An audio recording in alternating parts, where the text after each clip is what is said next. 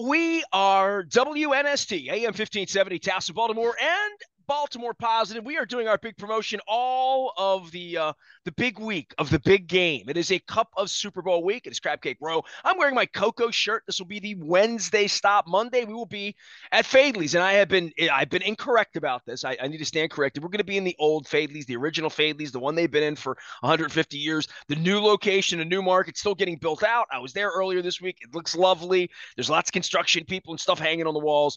They're a few weeks away. We thought they would get in by February 5th, but we'll be at the old Fadley's on Monday, just as an aside. Tuesday, Costas. Wednesday at Coco's. Thursday, we're going to be at State Fair in Catonsville. Then on Friday at Pappas in Cockeysville. Maryland lottery tickets, fun people, people doing great work, charity folks, co-hosts you may know. This guy may be one of them. Luke Jones joins us now to recap. As we tape this, it's the end of the week. It's heading into the weekend. And Luke, this is my 40th year. Last week was it was 40 years ago last week that I walked into the News American with my father. My father got on the bus, took me downtown. We walked into the newspaper. It was January 23rd, 1984. So you do the math on that. I don't talk about that date much, but so 40 years into this, I don't know if this city, and we're talking Mayflowers, bringing the Ravens back. I was here for that. Opening Camden Yards, Cal Ripken, 21-31, big football games. I don't know that we've had tectonic plates shift, underneath of the ground at Camden Yards the way we have since the last time you and I convened. But oh my God, what a week. It's crazy, from the baseball team and the football team and the football team and the baseball team and the losing players and losing coaches and then a new owner shows up for the baseball team. And then within 48 hours, they're trading for aces. I said, my wife came back from yoga. She was in the shower, and I went in. I peeked into the shower. I said, they traded for Roger Clemens. So Luke Jones joins us now. What's going on? Minus Andy Pettit and the Needles, but you know what I meant. I know exactly what you meant. I mean, what a week, what a night Thursday night was. I think it was one of those nights that, having talked to a few friends of mine, seeing social media and the temperature there, I think you had Orioles fans who had trouble sleeping Thursday night. They were that excited. I think they were borderline giddy with how that played out. And it's ironic. One of the very rare times of over the last quarter century, I think the Ravens privately are saying, kind of glad the Orioles are making some good news in a week that's been really rough for us, in terms of the disappointment of Sunday and Mike McDonald moving on. And we'll get to the Ravens. This is about the orange and black, and We haven't done enough absolutely, Orioles conversation since Arlington, quite frankly, yeah, you and me. yeah. Well, there hasn't been a whole lot to talk about other than Craig Well, it Kimbrell. is amazing how Elias has been getting pooped upon by the fans. When are you going to do something? When I get a real owner, dude? How about I get a real owner? Like we've been saying that for 40 years, but to get a real owner. Well, I mean, you figured a trade was coming at some point in time, right? I mean, we've talked about that for the better part of 2 years now, considering where this farm system has been, where it is now, and where it will continue to go, with the pipeline that, even after trading DL Hall and Joey Ortiz for Corbin Burnes, remains very, very strong, and should for the foreseeable future. But you have to go back, and I was trying to think about this Thursday night. The last trade of this magnitude that wasn't trading away Manny Machado or Kevin Gosman or Jonathan Scope, or go down the list of the teardown 5 years ago. I mean, it's been a long time since the Orioles have made a move of this magnitude, and to acquire someone who's a couple years removed from being Cy Young of the National League, someone who led the league led the National League in strikeouts in 2022, who's coming off of, quote, an off year when he had an ERA that was still in the low threes. That speaks to what the Orioles are acquiring here, and it's terribly exciting, especially when you're already talking about the excitement of Kyle Bradish and Grayson Rodriguez and John Means coming back healthy after Tommy John and his And late 101 season wins. return. 101 wins speaks for itself. Right, right. I mean, there's so much, as much as we were talking about the lease and ownership, and to your point, waiting for Elias to make a move, waiting for this organization to spend money, and how ownership was tied to that. Even with all of those factors in, there was still a lot of excitement. Most of a 100 win club was was returning. So you add Corbin Burnes to the mix now, and just goes back to what I was talking about a few days ago when we were talking about the news breaking of the imminent sale and the pending sale of this franchise.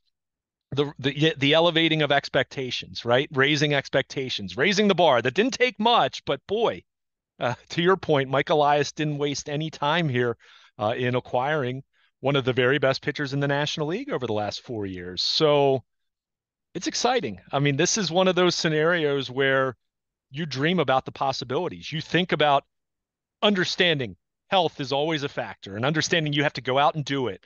But you think about the potential of a top three in October of Corbin Burnes, Kyle Bradish, and Grayson Rodriguez, and the elite upside that the last two bring, if they can even just take a modest step forward from what they did the second half of last year, boy, that's a scary top three going up against just about anyone in baseball. So it's really, really exciting. It's a great day, a great week for the Baltimore Orioles and for a fan base that has been thrown breadcrumbs at best for most of the last 30 years. I was going to say beleaguered, but beleaguered doesn't even like describe where the hell I am. I mean, I'm going through just an emotional roller coaster as a reporter as well, because I've been on the phone from the minute this happened. I got a lot to lay on you about what I know, like literally about the deal and about the timeline of all this. But let's stay on the field for a minute and just talk about Elias. I'm pretty convinced Elias didn't know he was selling the team. I'm pretty convinced he lied to Elias the way he lied to Westmore, the way he lied to Brooke Learman, the way he lied to Derek Davis. He's a freaking liar. I'm glad I called him that in July. And now anybody that read my stuff will know I've been honest. So the part where Elias does a caravan and they all go out and he had to speak of it. And this speaks of how owners and baseball people and sports people have to get along behind closed doors and have to have one song they're singing when the door opens. But Elias was sort of watering people down a little bit by saying all those things you said. We won 101 games. We're not going to do anything dramatic. I mean, my read is this, and I don't know this to be factual, but I think this to be factual. Elias wasn't going to go dealing young players away while this creep owned the team in the thought that he's not going to sign Burnes anyway. So why are we going to deal youth away if I have no commitment to sign him? I mean, this is the Roquan Smith deal, right? To bring the football part in here. If you're Eric DaCosta and you have no confidence that you can sign the player and you have no confidence that your boss will pay for it, and football's different because the money's sitting there, and Eric doesn't have to go fight with Steve Bisciotti about money. That's the way football's set up. Here's the money. Mm-hmm. Roger says, here's the number, and there's your number, and Pat Moriarty has to bean count it, right? So baseball's different, though. And if you got DL Hall, right, if you got these assets, right, in your organization, no, you can't play five middle infielders, right? But when you have these assets to deal them off for a rental before the season begins, trade for Burnes and for half of it July 31st if you're going to rent him. But I would think that this is the precursor to real contracts here. I would think. And I would also think for Elias, if John's gone spiritually in regard to, I don't have to talk to him anymore. And I know this to be true because this really does tie into the ownership. Rubenstein doesn't own the team. And this could still get screwed up. I mean, every person I've talked to said, this is the Angelos family. They're volatile. They're dishonest. They lie. They change terms all the time. Call the people down in Vero Beach. They thought they had the Orioles at spring training. You go look at all the headlines. Their board of elected people voted and did all that. They thought they had a deal. They did not have a deal. So there is that part of it, but there's also the part where John's torched every bridge there is. Mom wants to sell the team. This is important to Mom, not John. And it's Mom's team, really, at the end of the day, and Mom wants out. And all of these pieces, I mean, Elias can't do that. People are writing to me on Thursday night saying, is this a coincidence? No. There's nothing coincidental about this deal happening after the announcement of the transfer of power that hasn't been transferred. But I think everybody's in agreement here that Elias is going to have a new boss by the middle of the season. And whatever, he's not spending money right now, right? He didn't spend any money on this deal. He just acquired a player. But the confidence level is if Mike Elias is going to keep this job, he's not going to keep this job as a Tampa Bay. We're just going to like age everybody out and do what Milwaukee just did, quite frankly, which is grow a pitcher and deal a pitcher, or grow a Machado and deal a Machado. That is really about confidence level of ownership to be able to spend money, sign players, operate like a real team. And I feel like that this is it's coming out party for Mike Elias in that way, because he's done everything but this, and he hasn't had the ability to do this. And it does take a different boss or a different vision over the hill to say this franchise is going to be a different franchise by August 1st, by the trading deadline. Because everybody's told me that I've talked to, dude, don't expect this transaction to close right now. This is not happening April 1st. This isn't happening by opening day. But I've been told this. John Angelos will not be the owner appeared on opening day. He's not coming back into the building. He's not coming back to say goodbye to people, to embarrass himself, to thank them for their service, to, shake Rock Kabako's hand and say you're a good boy. Like, he's not. The word is he's made his last decision, but it's not a deal yet. And Rubenstein knows that, and all the investors, like, these are hard, really detailed transactions. This is not something they could do. Even if Peter died and John died and mom said, where do I sign? Just getting paperwork together at this level, this is a 60 to 90 day process. The league has to agree to it. There's a league meeting next week where they'll get briefed. There's a letter of intent. I learned that, but they're not documents at all. None of that exists. And patience will be the word for the fans, but there was no patience for Mike Elias. He's like, I got a season to start. Let's go get a pitcher. And it's beyond exciting. I've owned the station 25 years.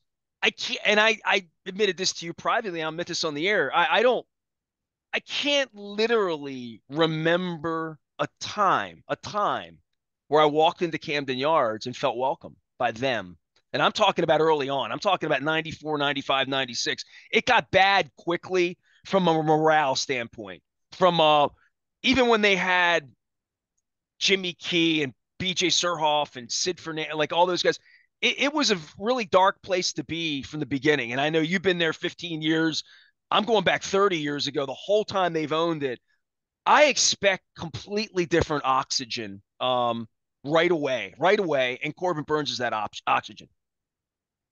Yeah, I mean, there was already good feelings about the way the team was playing. I mean, they won 101 games, but when you bring in an ace, and look, I'm not going to make any assumptions about what Corbin Burnes' future is going to be beyond this year. I think you look at this deal, even as a rental, DL Hall. Look, we've been talking about DL Hall for 6 or 7 years now, and he's been one of their best prospects, but time on task. Injuries have really stunted his development as a starting pitcher, to the point where you and I, the few conversations we've had since the end of last season, have talked about DL Hall being in the bullpen. Does he become the Brewers' next Josh Hader? It's possible, but Corbin Burnes, it's possible, could pitch the Orioles to the World Series this October. So I think you have to look at it through that lens. Joey Ortiz, we've talked about him. Look, great defender. I think he's going to be a legitimate defensive major league shortstop. He had an excellent season at the plate at AAA Norfolk. He's blocked. I mean, there wasn't room for him this past year, let alone talking about Jackson Holliday being in the majors at some point in 2024. So even if this is a one-year rental, even if this is a case where the Orioles look at Corbin Burnes and say, we really like him, but we don't want to marry him for the next 5 years because we have eyes for another pitcher that might be out there that we might sign with our new ownership group next offseason or whatever it might be. Or it might just be that Kyle Bradish and Grayson Rodriguez become legit number 1 and number 2 starters for any team over the course of the 2024 season. So this isn't, for me, I don't sign off on this deal with the caveat that they have to sign Corbin Burnes long-term, but the sheer possibility of that being on the table, which would not have been the case a week ago, let alone talking about for years and years going back under the Angelos regime. It's terribly exciting. So for whatever it is, and to your point, it, let's face it, Mike Elias, if we know anything about him over the last 5 going on 6 years now, it's been very methodical. So while certainly you look at the developments of earlier in the week and you look at the timing of this, I also think Mike Elias has done groundwork with teams and had talked with Milwaukee about the possibility of this. But again, with the news breaking earlier this week, yeah, how can it not be?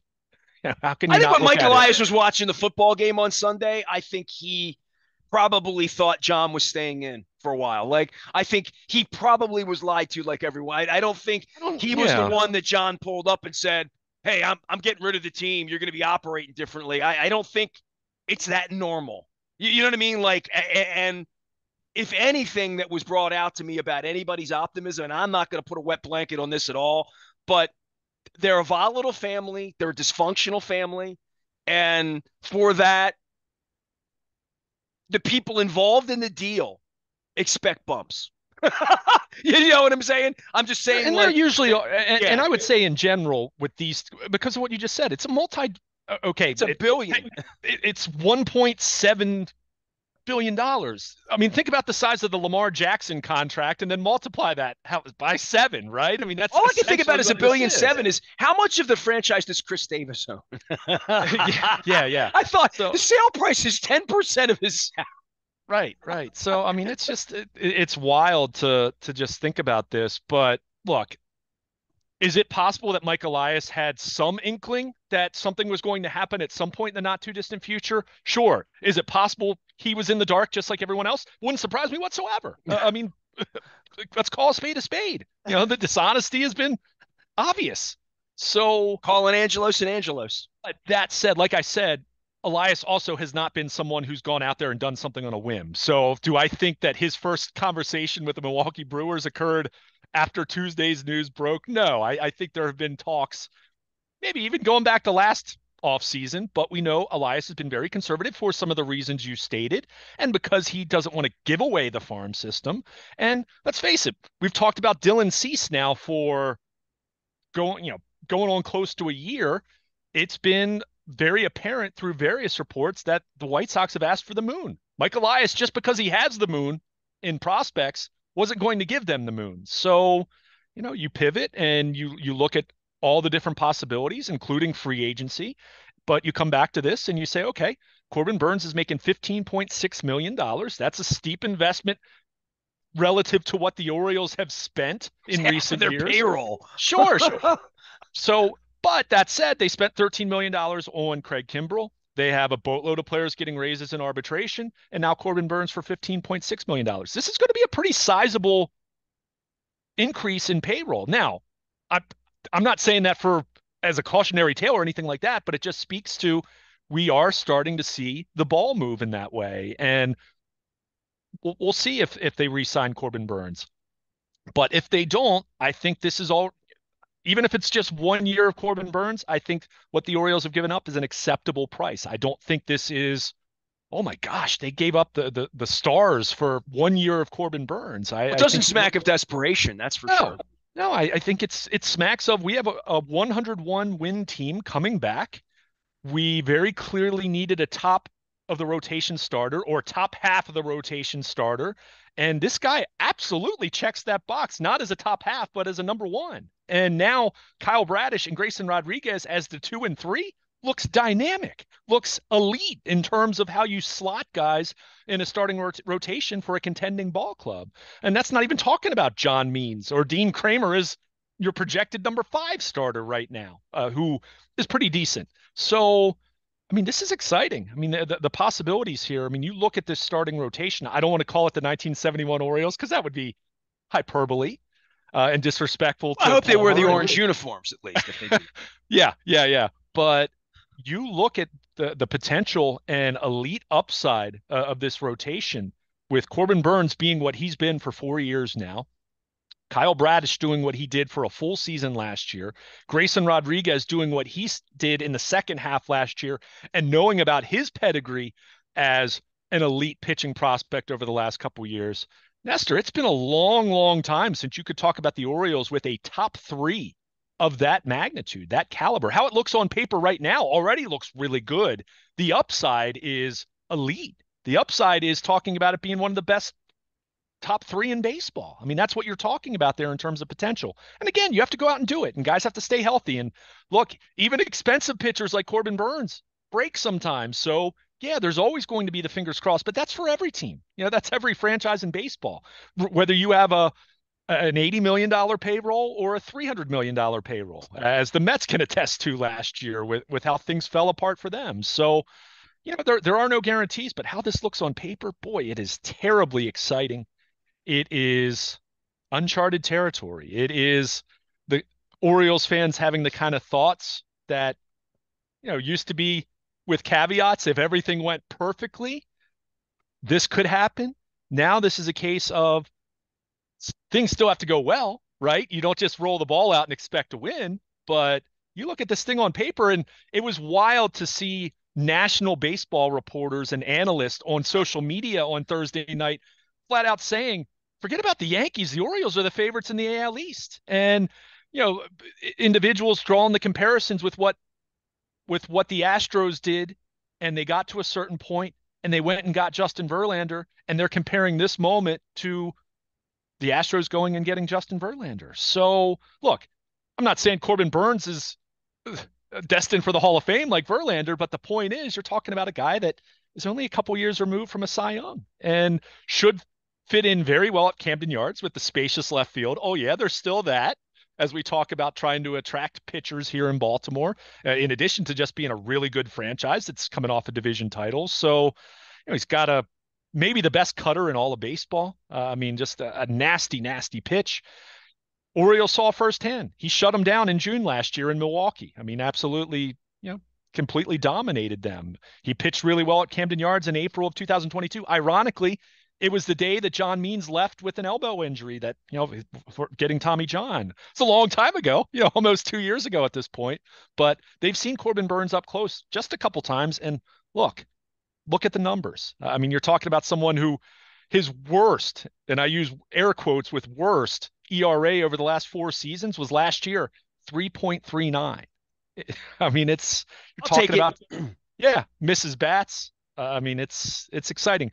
Like I said, the ERA has trended up the last couple years. So if you want to call that a red flag, I think that might be too strong, but it's something to monitor. But at the same time, that's where we go back to, it's a 1-year deal. See how this looks, see if you fall in love with him, see if he falls in love with you and your city that should be as enthusiastic as ever about the baseball team in 2024, and see what ownership thinks and where they are. So, it would have been impossible to imagine this happening anyway, but at the very least now with a new ownership group coming in and with all the caveats. What would it have been impossible? The 15 million, right? Like literally the 15 million is the 15 million. And to your point, Elias being more reluctant to give up on prospects, knowing the ownership situation and the long-term vision being unclear on that front. I mean, it's not something the Orioles have done. I mean, think about it. Even going back. Well, they haven't been good enough to deal into getting an ace that could come where they've been a division winner. They haven't been a division winner. That's part. But you're right. Back in 12 to 16, they gave up on the Machados. They're doing what the Brewers did. They were waiting for Rutschman to get ripe and then dealing him in 2026 or whatever, right? And even in 2014, okay, they would have been ripe to acquire an ace then, but one, you'd always have the question of the cost, even though their payroll was much higher then and was more competitive at that point in time in terms of where it ranked in baseball. But they didn't have the prospects to acquire. They didn't have the guys to go out and get a Corbin Burnes, or it would have been like, okay, you're giving up Dylan Bundy, who at the time was viewed as one of the very best prospects in baseball. And then, oh, your system's picked clean then. So this is a case of look, I don't like giving up DL Hall just in isolation, in a vacuum. I do look at the bullpen and still say, I'd still like to see them, and it doesn't have to be by opening day. I'd still like to see them get another late inning, high leverage arm because Felix Bautista's not pitching this Well, year. you believe to some degree DL Hall could have been Kimbrel, right? Like DL Hall could have Yeah. been the closer on the cheap. If they're on the cheap and they're going to win 78 games this year and they're just figuring it out, they would say to DL Hall, "Be the closer till Oh yeah. because we're getting away on the cheap, right?" So that if they had a player like that, they would have utilized that play. I mean, I'm going back Brady Anderson era, whatever. That's how they would have utilized that. Zach Britton, who they didn't pay, right? I mean, like literally. I mean, it's just, DL Hall is someone that I certainly identified. At this point, I think the ship was really starting to sail as far as him as a starter. And maybe Milwaukee, as they're entering this rebuild, reload, whatever, retool, whatever they're doing, the They're trying to Brewers get are a doing. stadium built, is what they're trying to do. But the point is, maybe they revisit him as a starter because it makes sense for the time being. I mean, he's 25, but he's still only 25. But I think for the Orioles, for me, I was looking at DL Hall as, okay, you have Craig Kimbrel. He certainly brings experience. I'm not saying that he's not going to be the closer, but is he the dominant guy he was 5 or 10 years ago? No, he's not. I mean, that's been evident the last couple of years. But he's still good. But you still need some other guys, and we saw that down the stretch, right? I mean, especially when Batista went down, you're looking at the back end of that bullpen, and how many times did you hear me say, not missing enough bats, not missing enough bats?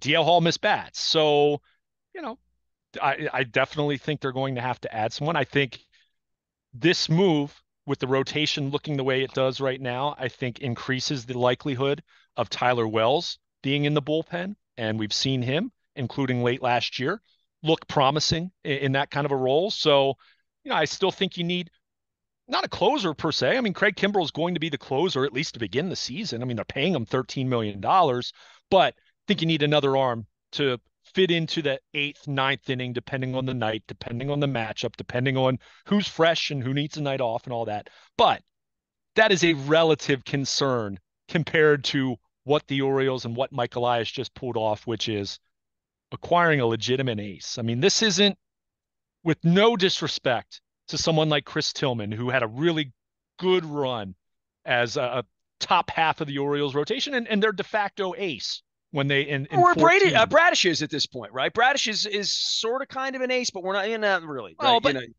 I give Kyle Bradish a little. What he did last year was way better than anything Chris Tillman did. I mean, he was very legitimate when you Well, look at his there numbers. would have But been a thought. Well, we already have an ace in Bradish, and we already have a sure, Rodriguez who could become our Jim Palmer, and these are the two guys we're gonna. There are McDonald and Messina or whatever you're gonna say.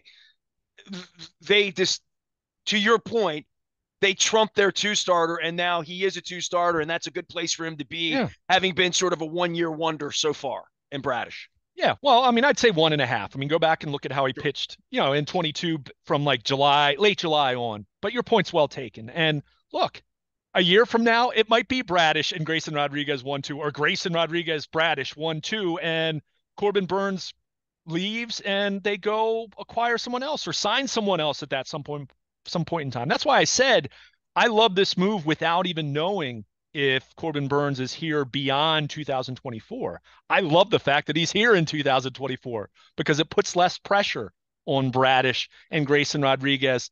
The pressure that last October, let's call a spade a spade. They weren't quite ready for it. That doesn't mean they won't be ready for it this October.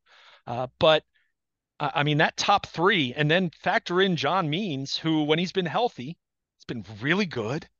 Now he's your number four, and now Dean Kramer is your number five. And you're still going to have some depth in terms of guys like Cole Irvin and some other guys in their system that are getting closer to being ready. So it's not as though they don't have other options if they have an injury or two. But when you look at the upside, when you look at how this thing looks on paper, I mean, it's been a long, long, long time since the Orioles have had a rotation with the potential of this one and the way it looks on paper right now. Like I said, Corbin Burnes is really, really good. I mean, misses bats. He's been pretty durable over the last couple of years. I mean, 193 innings last year, 202 in 2022. As I mentioned, he led the National League in strikeouts 2 years ago, and a Cy Young Award winner. This isn't the Orioles acquiring someone who won the Cy Young 12 years ago. This is the Orioles, like I think back to when they signed King Felix to be in the, who didn't even make it out of spring training. But this is Well, someone dude who, won the Cy Young, and the Brewers went to war with him in arbitration, right? Pissed him off, like the whole sure, deal, right? sure, yeah. I mean, and look, that happens places. We've seen it I like happen guys here, that come here right? pissed off. That's good. I mean, this should be a great situation for him. Other than the obvious challenge of pitching in the AL East, which is still a reality for the Orioles or any other team. By the way, the rest of the AL East, you know what they were saying? The Orioles got Corbin Burnes. I saw a number of Yankee people reacting to that. I mean, Yankees fans were hoping, when you consider how they're built with Soto and some of their other rentals, there was a lot of talk about the Yankees going out and making this move. Well, the Orioles just did it. I mean, think about that. Let that marinate for a moment. The Orioles just did something that Yankees fans wanted to happen. I mean, when was the last time we could say something like that? I mean, you go back to, man, you have to go back I to the don't late know. the late I'm 90s. trying What, to Albert think, Bell, but right? Which obviously was not a move that worked out well. But I mean, it's exciting, man. I mean, this is fun.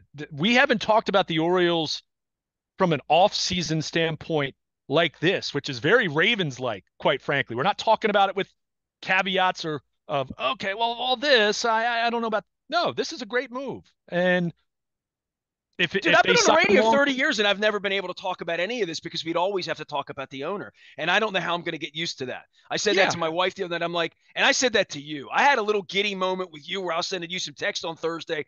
And I'm like, it's before the trade, by the way. It's right, before the trade, literally before yeah, the trade. I'm thinking to myself, I can love the team again. Like I can put a hat on and it won't be like a joke. And I won't have people come up to me about it and asking me about these creeps and why I can't get along with them because I don't get along with liars well. Um, because I have a microphone. And when they ask me to lie on their behalf, that just doesn't go well. It's never gone well for me. Liars have never liked me. So the notion that there's going to be some normalization of this and new people, and Greg Bader's going to be out on LinkedIn looking for his next gig. Um, I just don't even know how to react because I've never, and I mean this sincerely. I want to say this on the radio because I said it to my wife and she knows because she lives with me. My son would know. You may know, but I don't know. You and I don't talk about it much.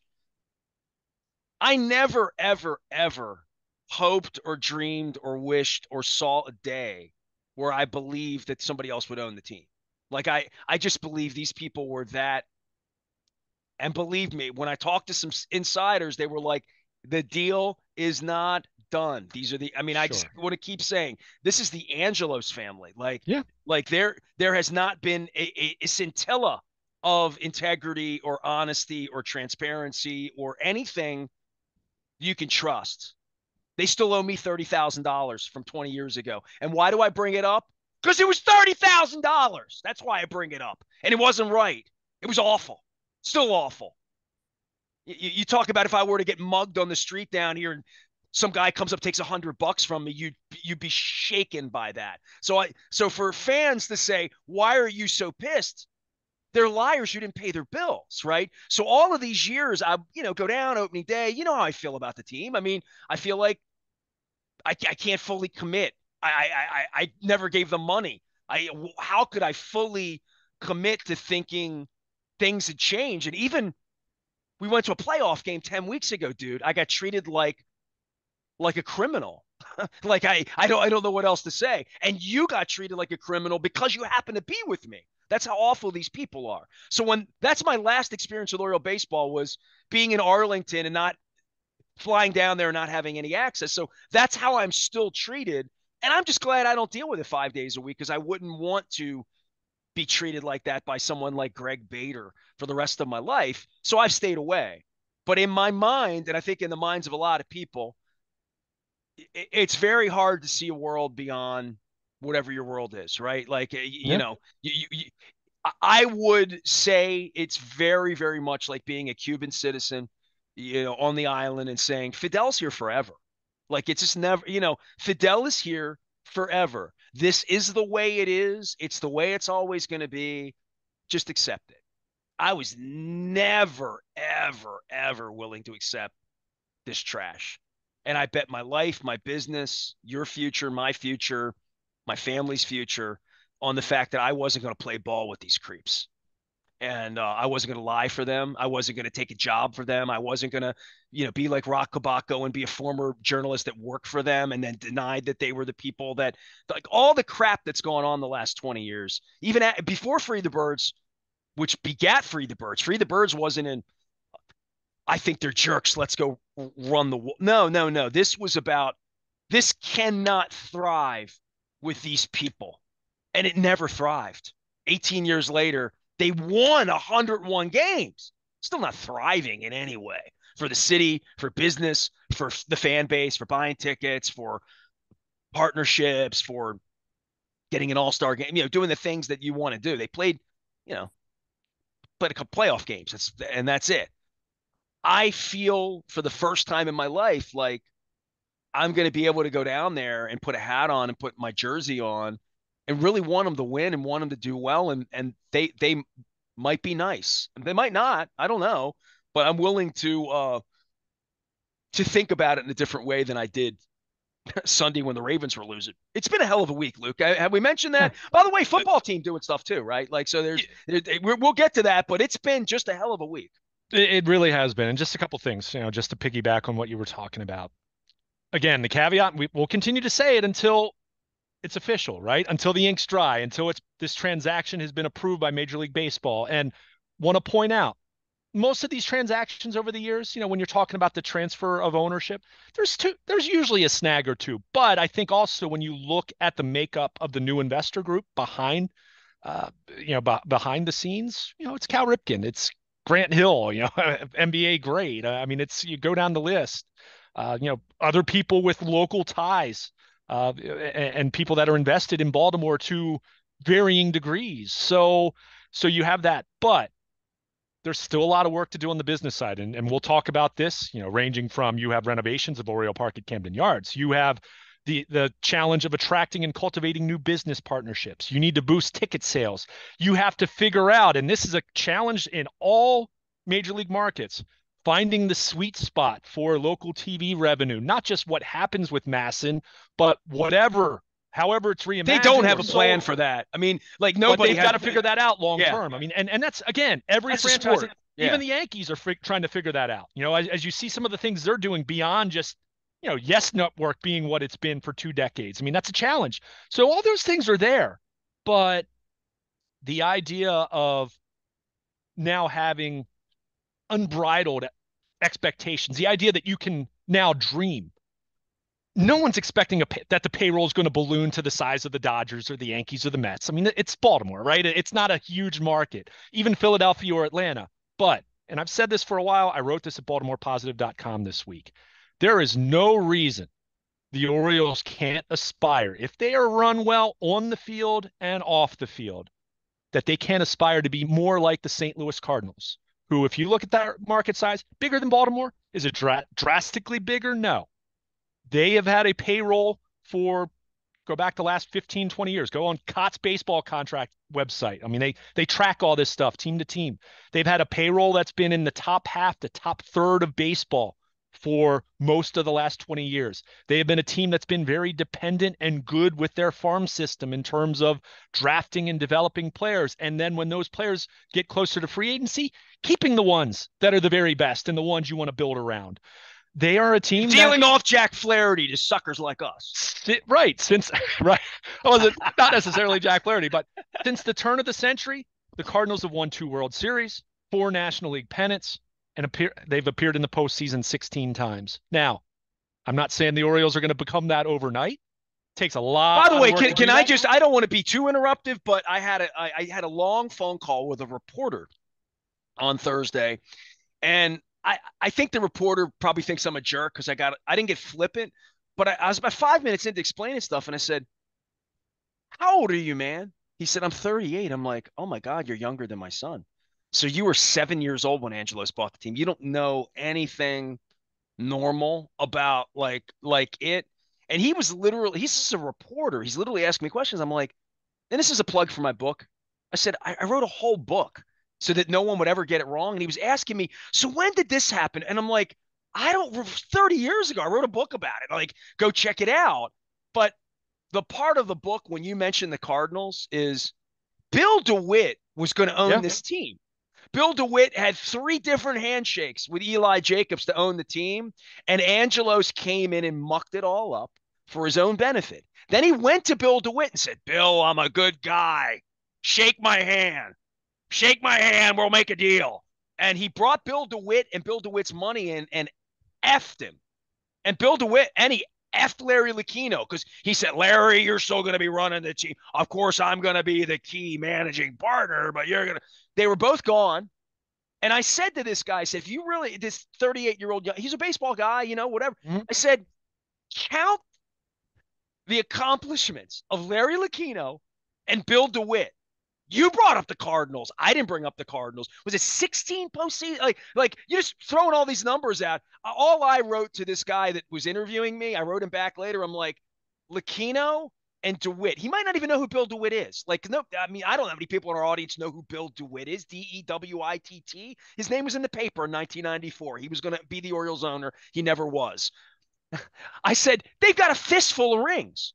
Like, if you just take the World Series rings from both of their fists that they've been in, participated in, and won in some cases and lost in other cases for St. Louis.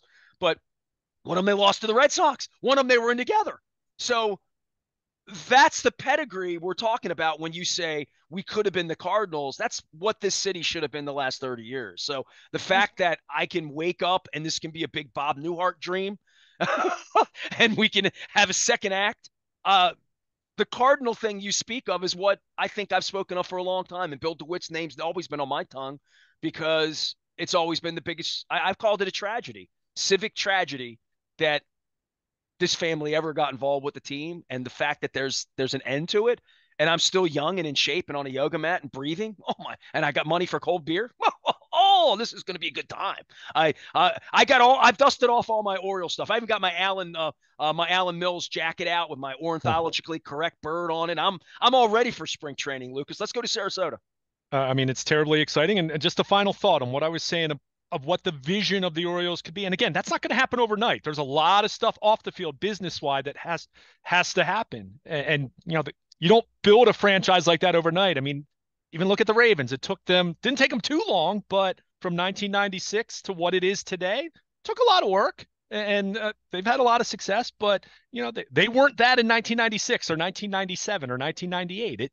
It took a little while, but I'll remind everyone, Mike Elias, we think of him as with the Astros, got to start in St. Louis. So is there in the back of his mind, and I've never heard him say this, publicly, in the back of his mind, was there a thought that, boy, if we could get ownership that knows what it's doing, it doesn't have to be the best in baseball, but just be competent, this is something that we could build that could sustain and be really special and have a chance to win a World Series or two over the next however many years and sustain something and build a franchise that people can be proud about again, and sustain and build something that's healthy and thriving and something that people can be proud of. Again, that's not going to happen solely in 2024 just because they've acquired Corbin Burnes, but it's a really fun start, and it's a really fun dream to have again. It's the kind of dream that Orioles fans have not been able to have for a really long time. So really exciting week. Still a lot of work to do, still potential pitfalls and snags, as you pointed out, and it's fair to point that out until it's all official, but it's hard not to look back. That's why I'm not doing the champagne thing. That's why I didn't do what the guy did down at Camden Yards, go down, pop a thing, and shoot a little video. I'll say this. I'm not there yet, but I am. I think I now see that day. I see that day. I'll say this. I think if an Orioles fan wanted to have a nice pour of something as a nightcap on Thursday night, I think they were well within their right to have that. I think you can feel good about that. But yes, it's not official, but Corbin Burnes is.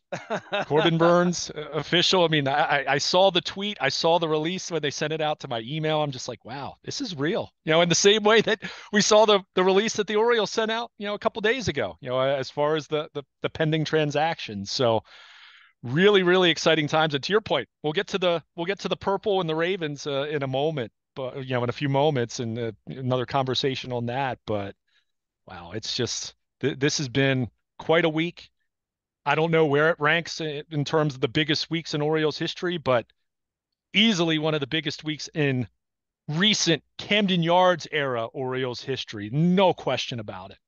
Luke Jones is here. We are ebullient on bullish on all things Bradish and Corbin Burnes. You can find all the stuff out at Baltimore Positive. We're doing live radio all next week, 9 till 5 each and every day. Come see us. Bring something nice for the Maryland Food Bank. We'll give you a free cup of soup or bowl. It is Crab Cake Row. It begins on Monday at the old Lexington Market, Fadley's on PACA. Tuesday will be at Costas. Wednesday at Coco's. I'm wearing my Coco shirt. Marcella was on vacation this week because she had to gear up for me next week. I'll be there on Wednesday. Rasig is my co-host with a K on Wednesday at Coco's Pub. We're trying to feature 100 different charities next week. I'm in the 60s right now. I still have space to book more. So if you have a charity out there and you want them featured next week, throw me a note. Ness at BaltimorePositive.com. Thursday, we're going to be at State Fair in Catonsville, and then on Friday at Pappas in Cockeysville. There's no Super Bowl, but there is a baseball season. We'll get back. We'll talk some football as well. I'm Nestor. We are WNST, AM 1570, Towson, Baltimore, and we never stop talking Baltimore Positive.